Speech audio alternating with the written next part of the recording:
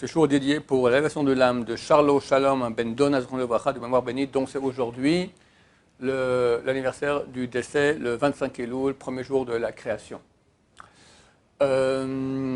Beaucoup de gens me posent la question, comment faire? Il y avait une Oraïm, Rosh Hashanah et Kippour, dans les conditions en Israël confinement, en France de presque confinement, quand même le corona est toujours présent hélas.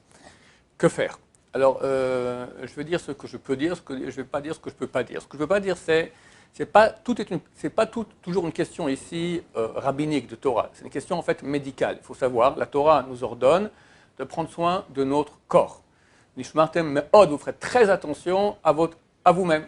En cela se trouvent inclus toutes les lois sanitaires, les lois de sécurité du code de la route, celles de tout ce qui concerne notre sécurité, bien manger, faire attention à notre santé, etc. Donc, ce n'est pas les rabbins qui sont là pour vous dire qu'est-ce qui est juste du point de vue sanitaire ou pas. Ça, il faut aller voir un médecin. Il faut demander à un médecin sérieux, lui dire voilà, les conditions sont comme ça. Évidemment, quelqu'un qui a 20 ans, quelqu'un qui a 70 ans, ce n'est pas la même chose. Quelqu'un qui a eu des maladies pulmonaires, quelqu'un qui est très gros, il y a des gens qui sont en situation de risque beaucoup plus élevée. Donc, il faut donner toutes les données à un médecin qui vous dira, voilà, à la synagogue, comment ça sera, il faut le dire, on porte des masques. Il y a un médecin qui m'a dit, si on porte un masque, il n'y a aucun risque. D'autres disent que oui, non, etc. Donc, pose la question à un médecin, ce que la Torah nous demande, de poser la question à un médecin. S'il nous dit, vous ne pouvez pas y aller, on n'y va pas. Il faut comprendre que prier en public, c'est très bien. C'est très bien, la prière, elle passe plus facilement, elle est reçue, etc. Mais ce n'est pas obligatoire. Je veux dire, il y a des malédictions. Enfin, celui qui peut venir prier en public ne vient pas. Alors, il appelait un mauvais voisin et il fera en sorte que ses enfants devront partir en exil, à Dieu ne plaise. Mais si la Torah nous dit maintenant, c'est une loi de la Torah, fais attention à ta santé, et il y a un risque, un médecin dit non, c'est risqué d'aller là-bas, alors c'est clair qu'entre l'avantage, ce n'est pas une obligation, je répète, l'avantage de prier en tzibour, c'est-à-dire que quelqu'un qui ne prie pas en tzibour, il n'a pas fait un péché. Quelqu'un qui ne prie pas en public, il n'a pas fait un péché. Si quelqu'un maintenant, je ne sais pas moi, il mange du poulet avec du beurre, d'accord, c'est interdit, des rabananes. Il a fait un péché. Quelqu'un n'a pas prié en tzibour, on ne va pas dire c'est comme s'il a mangé du poulet avec du beurre, c'est pas aussi grave, c'est très conseillé. Mais dans la balance entre ça et prendre un risque pour sa santé, c'est clair, il n'y a pas photo. Ça, c'est une histoire de la Torah, grave. On peut même entraîner chas et Dieu ne plaise la mort de quelqu'un, d'accord? Et là, simplement, ta prière sera mieux reçue.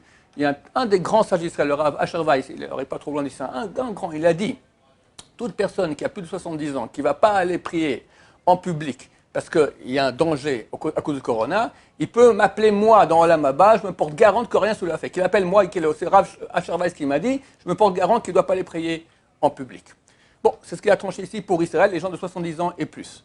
En France, chacun dans sa ville demande son médecin, quelqu'un qui vous connaît votre état de santé, connaît la réalité coronaïque de l'endroit, il connaît aussi dans la synagogue exactement comment ça se passe. Oui, ça sera ensemble, pas ensemble, les gens font attention, il ne faut pas attention. Il y a des masques, il y a des séparations, il y a des capsules des fois, toutes sortes il faut qu'on connaisse la réalité de la santé de la personne, la réalité du corona, à quel point il y aura des mesures sanitaires qui seront prises et respectées. Et en fonction, on obéit au médecin. Voilà, c'est ce que dit la Torah. Maintenant, ça c'est pour prier en public. Le chauffard, c'est un peu différent. Les femmes ne sont pas obligées d'écouter le chauffard, c'est évidemment très très bien, mais ce n'est pas obligatoire. Donc s'il y a le moindre risque, elle n'écoute pas le chauffard, terminé. Il y a une solution, je vais la donner dans quelques minutes. Ceux qui sont oui à risque, alors s'ils peuvent aller juste écouter le son du chauffard qu'on sonne avant Moussaf. Avant Moussaf, on est tous assis, il y a 30 sons du chauffard. Tachrat, tachat, tachrat, tachrat, tachat, tachat, tachat, tarat, tarat, tarat. Peu importe ce qui savent de quoi je parle. Il y a 30 fois, on entend un tu. D'accord? Ça prend 2 minutes à tout casser. Terminé. Ça, il a fait la mitzvah. Il peut même être à l'extérieur de la synagogue, à 10 mètres, à 20 mètres, à 30 mètres de la synagogue, dans la rue de l'autre côté. Il entend le chauffard, clairement, c'est bon. En plus, tout le monde va voir les fenêtres ouvertes. En Israël, il faut avoir les fenêtres ouvertes. Donc, tu peux aller à l'extérieur. La femme ou l'homme qui est en danger, au moins qu'il a écouté le chauffard, comme ça la mitzvah de la Torah, parce que c'est quand même une très, très, très grande mitzvah. Shabbat, il n'y a pas, donc il n'y a pas de problème. Ce sera donc dimanche, le deuxième jour de Rosh Hashanah. C'est vraiment une très, très grande mitzvah, parce que pendant le chauffard, Dieu se lève de son trône de rigueur, de juger les gens de façon sévère, et s'assied sur son trône de miséricorde. Ça vaut la peine qu'on soit jugé par la miséricorde de Dieu et pas par la rigueur de Dieu. Ça vaut beaucoup, beaucoup, beaucoup, beaucoup la peine, d'accord? Surtout pour ce qui se passe aujourd'hui. Donc, c'est dommage. Les femmes, ce n'est pas obligatoire. C'est conseillé aussi, mais ce n'est pas obligatoire. Pour les hommes, c'est obligatoire. C'est une très, très grande mitzvah. Donc, si on ne peut pas être dans la synagogue, ce médecin dit que non, alors au moins à l'extérieur, là, tu es à l'air libre, tu entends, tu es rendu quitte, terminé. D'accord? Tu peux même écouter les deux bénédictions que fera le Shayar Tzibour, il y a sur le chauffard et Shechianu, tu réponds Amen, comme ça tu es rendu quitte tout ce qu'il faut, après tu vas faire Moussaf chez toi à la maison. Autre solution qui est la meilleure du point de vue sécuritaire, amener quelqu'un qui sait sonner le chauffard chez nous à la maison. Alors attention, des médecins ont dit que quand on sonne du chauffard, alors les particules de microbes vont jusqu'à 8 mètres. Alors s'il fait tututut avec l'ouverture du chauffard sur ta tête, ça ne sert à rien de l'amener à la maison, d'accord? Parce que lui il est malade et il va te rendre malade. Donc il met l'ouverture du chauffard dans un autre sens, et toi tu te mets à l'autre bout de la chambre, il n'y a aucun problème. Pour le sécuritaire, c'est 100% comme il faut, tu portes le masque, lui pas, parce qu'on ne va pas porter un masque en sortant du chauffard. Et comme ça tu es rendu quitte, c'est 100 000% comme il faut, d'accord? 30 de nouveau, 30 sons, tachrat, tachrat, tachrat, tachrat, tachrat, tachrat, tachrat, tachrat. Ça c'est la meilleure solution pour les femmes aussi. Attention, une chose quasiment inconnue, mais c'est quand même écrit dans le Shulchan Aruch, c'est la Gemara, le Shulchan Aruch qui l'écrit. On n'a pas le droit de prier Moussaf de Rosh Hashanah dans les 3 premières heures du matin. Quand on prie en Tzibour, quand on prie avec le Minyan, 10 personnes, on peut prier quand on veut, il n'y a pas de problème. Mais quand on prie seul, pourquoi? Parce qu'on est jugé durant les 3 premières heures du jour. Le jugement, il est dur. Dur. Maintenant, quand toi, tout seul, tu vas commencer à prier Hachem, au milieu que tu es en train d'être jugé, c'est terrible. Tu es en train de juger, bon Dieu, tu es gentil. Quoi, je suis gentil? Je compte te juger, tais-toi, d'accord? Donc, ce n'est pas le moment. Donc, le Shulchan Aruch dit, on ne prie pas seul, ou même plusieurs personnes, mais s'il n'y a pas 10 personnes, on ne prie pas seul Moussaf dans les 3 premières heures du jour. On compte comment? C'est très simple. On prend depuis le lever du soleil, vous regardez dans le calendrier juif, c'est quand le lever du soleil, prenez coucher du soleil, vous divisez par 4, la période de temps qu'il y a, tu rajoutes ça au lever du soleil. Ici, le lever du soleil sera environ vers 6h22, quelque chose comme ça. La Shkia, c'est à 6h42, quelque chose comme ça, donc ça fait, on va dire, 1h20, 1h15, on va dire 1h20 plus facile, ça fait donc, il y a 12h20 entre les deux, divisé par 3, ça nous fait 3h05. Donc, depuis 6h22 du matin en Israël, tu prends 3h05 en plus, ça te fait 9h27. Avant 9h27, tu ne pries pas Moussaf. D'un autre côté, il ne faut pas dire, bon, j'ai le temps, je reste au lit. Non, vu que tu es jugé, c'est pendant que tu es jugé, tu ne vas pas rester au lit. On ne dort pas, si possible, les gens sérieux ne dorment pas le matin. Si on peut ne pas dormir toute la journée, c'est mieux. Mais en tout cas, on ne dort pas jusqu'au midi juif. Depuis quand? Depuis l'aube. L'aube, il faut voir, aujourd'hui c'est vers 80, quelque chose comme ça, 5h20 ou 80? 5h20 aujourd'hui en Israël, d'accord, il faut voir en France. Si possible, on se lève à ce moment-là, déjà on est réveillé, on s'occupe déjà de la prière, et on commence avec le lever du soleil exactement, on commence la Mida, Hashem Satasita, la terre, on commence Shachrit de Rosh Hashanah. Après on a fini, on est tous seul à la maison. Moussaf, on ne peut pas commencer. Et ben, c'est le moment d'aller à la synagogue écouter le chauffard, parce que juste après Shachrit, ils font le chauffard.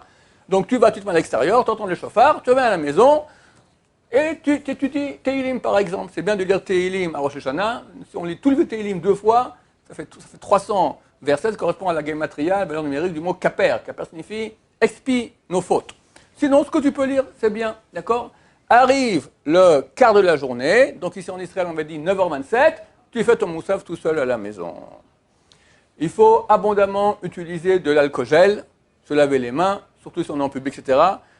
Ici, j'ai entendu dire que dans les toilettes, les dangers sont 5 fois plus forts que dans la synagogue. D'accord? Donc, c'est de pas aller aux toilettes. Enfin, alors, il a dit qu'il fallait faire prière rapidement, sans chanson, sans rien, pour que les gens n'aient pas rapidement aux toilettes.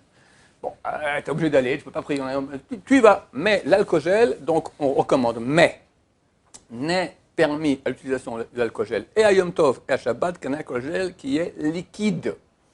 Beaucoup d'alcool-gel, quand on met, c'est pas liquide, il y a des sortes de grumeaux comme ça, d'accord? Ça, c'est de Torah, tu as de la Torah, faire comme ça, avec ça, pour conséquence en grumeaux, c'est interdit de la Torah, très grave. Donc, il faut absolument obtenir un alcool-gel qui est liquide, même s'il est liquide un peu pâteux, comme ça, il n'est pas comme de l'eau, un peu comme de l'huile, on va dire. Là, ça va. Du moment qu'il y a des grumeaux, c'est un bloc, si tu mets dessus, tu vois, il y a un bloc, là, c'est interdit à utilisation. Le tashlich, ici en Israël, donc il faut savoir que le tashlich, on fait une fois à Rosh Hashanah, pas 2 fois. La coutume en Israël chez Sfaradim de faire le Shabbat, après Mincha. Donc on prie Mincha. Si on a la synagogue, on fait la synagogue. Sinon, on le fait tout seul. On ouvre le robinet, ou même chez la synagogue, ils prennent un seau d'eau. D'accord, mais c'est mieux le robinet ouvert. S'il y a des poissons dans le robinet, c'est encore mieux. Bon, ça c'est rare. Et aussi, il y a un fleuve, alors tu es près de la rivière là-bas où il y a des poissons, c'est encore mieux. Sinon, mais il ne faut pas porter à l'extérieur le sidour, attention, attention. Donc, si tu n'as pas la capacité de prendre le sidour à l'extérieur et tu n'as pas de rivière, alors tu ouvres le robinet et tu lis ta shlich le Shabbat après-midi, après Mincha. Tu as oublié Shabbat, tu peux le faire le dimanche après-midi. Je rappelle, ça n'a rien à voir que Motzei Shabbat, on fait un kiddush avec 5 brachot, d'accord, on fait Havdalah avec la bracha en même temps, on fait Morea Esh. Alors, si on peut avoir une petite bougie qu'on va allumer, 2 bougies de Havdalah, on ne peut pas les éteindre. Alors, c'est bien de préparer, de couper que j'ai une bougie d'Havdalah comme ça, on confectionne, comme ça, après quelques minutes, ça s'éteint. Sinon, on peut prendre les bougies de Yom Tov, même les bouger, les mettre sur la table, faire la bracha. On perdra le fait que c'est bien d'avoir deux mèches avec une seule flamme, ça on n'aura pas, mais au moins, bon, c'est valable quand même. Et pas besoin de rapprocher complètement. Si on éteignait la lumière, c'est noir complet, s'il pouvait voir, faire nuance entre ses ongles et sa chair, grâce à la lumière qui est allumée, ça va. Même s'il fait plein jour, pas besoin d'éteindre de lumière. C'est Yom Tov, on ne peut pas éteindre, d'accord. Même si c'est 3-4 mètres, à 3-4 mètres, ou même à 6 mètres des fois, si c'est complètement noir, avec cette lumière qui est allumée, tu aurais pu voir la différence entre tes ongles et ta chair, c'est valable. Donc on fait 5 brachot, on boit après à Geffen, le kiddush de Yom Tov, après la bracha sur les bougies, après l'Havdalah à Mavdil ben Kodesh le Kodesh, pas ben Kodesh le Chol. C'est la différence entre Kodesh, entre la sainteté de Shabbat, sainteté de Yom Tov, et enfin Shechayanu qu'on refait le deuxième soir, on refait Shechayanu. C'est bien si on peut avoir sur la table un nouveau fruit qu'on n'a pas mangé le vendredi soir pour faire Shechayanu dessus, parce que si on n'a pas de nouveau fruit, tant pis on fait quand même Shechayanu, mais c'est mieux quand même d'avoir un nouveau fruit. Que B'ezrat Hashem nous inscrive tous dans le livre des Tzadikim Gmurim tout de suite. Et comme vous savez, je pense que Mashiach arrive très bientôt, donc une bonne chouva pour tout le monde. Baruch Adonai, l'olam, amen.